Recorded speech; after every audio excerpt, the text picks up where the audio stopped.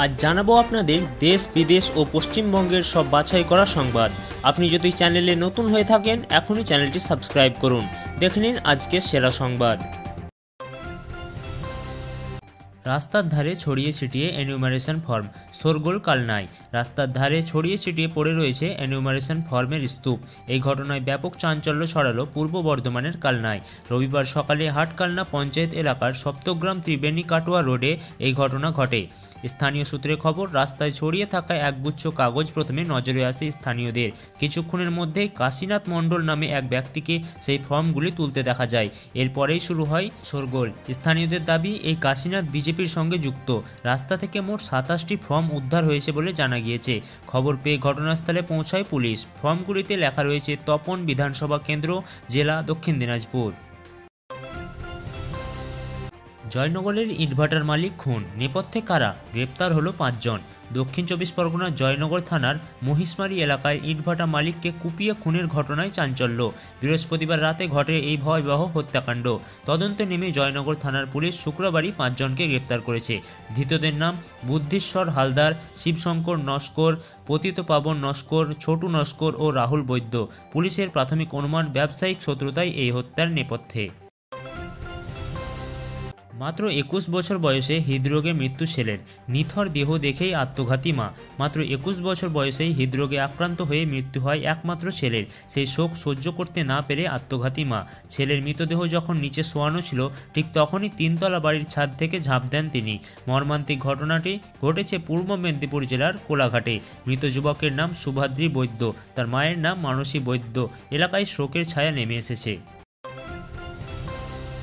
বর্ধমানে ব্রেন স্ট্রোকে মৃত বিএলওর। পরিবারের দাবি, অতিরিক্ত কাজের চাপ। বর্ধমানের মেমারিতে এসআইআর এনিউমারেশন ফর্ম বিলি করতে গিয়েই অসুস্থ হয়ে পড়েন বিএলও নমিতা হাসদা। পরে হাসপাতালে চিকিৎসাধীন অবস্থায় তার মৃত্যু হয়। পরিবারের দাবি, অতিরিক্ত কাজের চাপই তার মৃত্যুর কারণ। সহকর্মীদের মধ্যেও ছড়িয়ে পড়েছে শোকের ছায়া। স্বর্ণ ব্যবসায়ীর খুনে নয়া মোড়, তদন্তভার গেল ডিটেকটিভ ডিপার্টমেন্টের হাতে। নিউ টাউনে স্বর্ণ ব্যবসায়ী স্বপন কামিলার খুনের তদন্তের দায়িত্ব গেল বিধাননগর ডিটেকটিভ বিভাগের হাতে। এতদিন তদন্ত করছিল বিধাননগর দক্ষিণ থানার পুলিশ। এই ঘটনায় ইতিমধ্যে 2 অভিযুক্ত রাজু ঢালি ও তুফান থাপাকে গ্রেপ্তার করা হয়েছে। রায়গঞ্জ বিডিও প্রশান্ত বর্মনের নামও জড়িয়েছে ঘটনায়। রাজু ছিলেন গাড়ি চালক। বিজেপি প্রশ্ন, তাহলে প্রশান্ত বর্মনকে কেন গ্রেপ্তার করা হচ্ছে না? এই প্রেক্ষিতে তদন্তভার হস্তান্তর তাৎপর্যপূর্ণ বলেই মনে করা হচ্ছে। এসএসসির ফল প্রকাশের পরেই ওয়েবসাইটে বিভ্রাট। এসএসসির ফল প্রকাশের পরপরই ভেঙে পড়ে অফিসিয়াল ওয়েবসাইট। পরীক্ষার্থীদের একাংশের অভিযোগ, রেজাল্ট দেখার জন্য পোর্টাল খোলাই যাচ্ছে না। সব মিলিয়ে প্রায় 2 লক্ষ পরীক্ষার্থী এতে ক্ষতিগ্রস্ত। শুধু বাবা মায়ের জন্যই রিচা ঘোষ। শিলিগুড়ি থেকে দেশের হয়ে খেলতে পারা আমার কাছে গর্বের। এটা সম্ভব হয়েছে শুধু বাবা মায়ের জন্যই, জানালেন ভারতীয় মহিলা ক্রিকেট দলের সদস্য রিচা ঘোষ। শিলিগুড়িতে ফিরে তিনি আরও বলেন, এখন লক্ষ্য টি20 বিশ্বকাপ জয়। তার ক্রিকেট জীবন প্রেরণা মহেন্দ্র সিং ধোনি।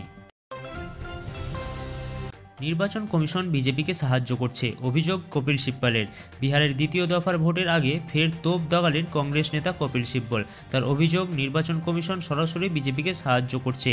তিনি বলেন, এইভাবে কমিশন নিরপেক্ষতা হারাচ্ছে, যা গণতন্ত্রের জন্য বিপজ্জনক। মহারাষ্ট্রে খাদে উল্টে পড়ল স্কুল বাস, মৃত এক ছাত্রের, আহত বহু।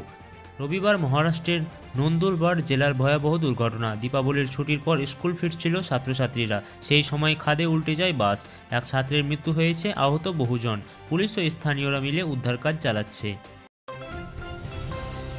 বিহারের শিক্ষা ব্যবস্থা আমূল বদলে দিয়েছি, দাবি নীতিশ কুমারের।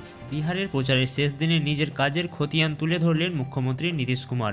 ঔরঙ্গাবাদের জনসভায় তিনি বলেন, আগের সরকার কিছুই করেনি, আমরা বিহারকে বদলে দিয়েছি। শিক্ষা ব্যবস্থায় এসেছে আমূল পরিবর্তন।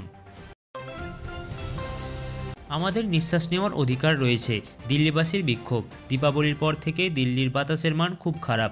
কৃত্রিম বৃষ্টিপাত করেও তেমন ফল মেলেনি। রবিবার ইন্ডিয়া গেটের সামনে বিক্ষোভের নাম নেন সাধারণ মানুষ। এক বিক্ষোভকারী বলেন, আমাদের নিঃশ্বাস নেওয়ার অধিকার আছে, সেটাও যেন আজ বিপন্ন। শুধু তৃণমূল বিএলএদের ওপরেই এফআইআর করছে কমিশন, অভিযোগ উদয় গুহর।